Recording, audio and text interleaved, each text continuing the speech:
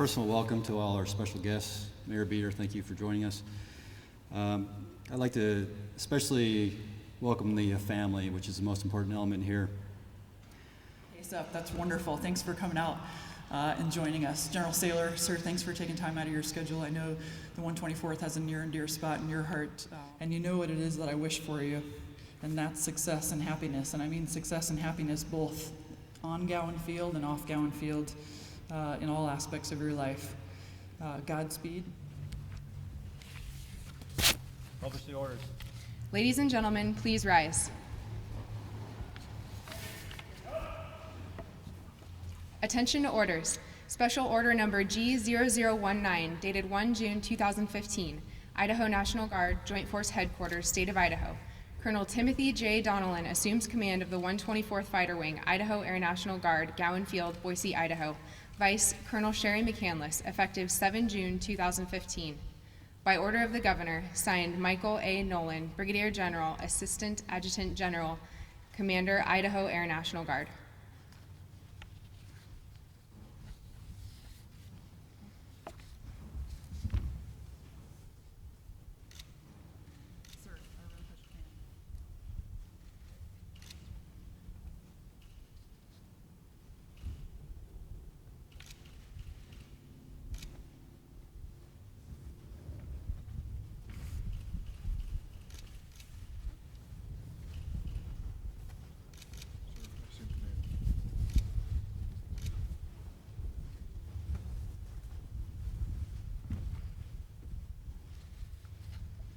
General Nolan, again behind the flags, but thank you for your confidence and entrusting me with the care of the greatest combat organization in the Air National Guard and in the Air Force today.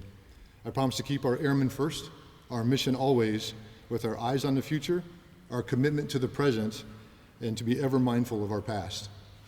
You have set the strategic vision of the Idaho Air National Guard as maintaining a manned fighter flying mission at Gowen Field, when that has allowed the fighter wing to focus on the primary task of combat and combat preparation. Thank you for that clarity. To the men and women of the 124th Fighter Wing, how are we doing? It is with great humility and honor that I stand in front of you today as one who has stood amongst you for so long. It is entirely appropriate on a beautiful spring day to reflect on our past, appreciate our present, and look forward to our future. I thank you all for taking time out of your busy day to be here. It is also fitting to have such a major event on the 7th of June. 71 years ago today, the carnage of war still remained on Normandy Beach. The smoke still burned from the previous day's battle. The invasion of Europe that started on Normandy Beach the day prior was moving inland after such a tough start. Thank you, Navy. Nobody stood resting on the beach, but instead they pressed the attack. It is a great reminder for us even today that our work is never done and we must always keep moving.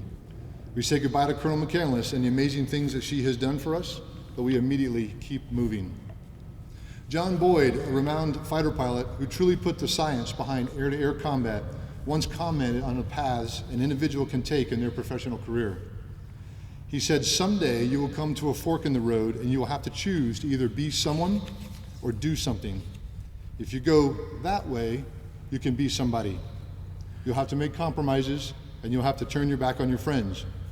Or you can go that way and you can do something. Something for your country, something for your Air Force, and something for yourself.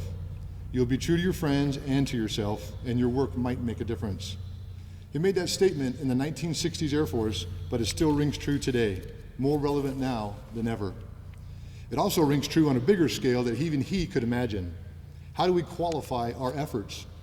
Do we measure our successes by the things we attempt or by the things that we actually accomplish? As an organization, you, the 124th Fighter Wing, has always been about doing something. We have drawn down from the longest conflict in our nation's history, Operation Enduring Freedom, while also fighting in Operation Iraqi Freedom.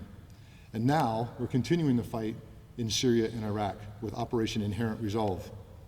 While we haven't quite chosen substance over style, we have always focused on the task at hand. Mission first, people always, fly, fight, and win. And it's no different today. as we are again choosing to do something and not just be. I have never heard of any of us say that we should take a break, slow down, or relax. All of the events over the past 12 years have done the opposite of what every credible clinical psychologist could claim. 12 years of continuous deployments, inspections, and combat readiness has not had a debilitating effect on the morale and combat effectiveness of the 124th Fighter Wing, but has instead done exactly the opposite. We are one of only a handful of states recruited to 100%. Our metrics, again by any measure, whether it's fitness scores, mission capability rates, sorts reporting, medical readiness, equipment and fiscal accountability, flying and ground safety, care and maintenance of our facilities, are completely off the charts. Our volunteers for combat are unprecedented as we easily fill the UDM rosters for next year, all while facing an unprecedented event of simultaneously deploying our flying UTC and also along with our RCP support packages. Almost 1/3 of our entire wing will be deployed to combat next year. Add to that another interesting statistic that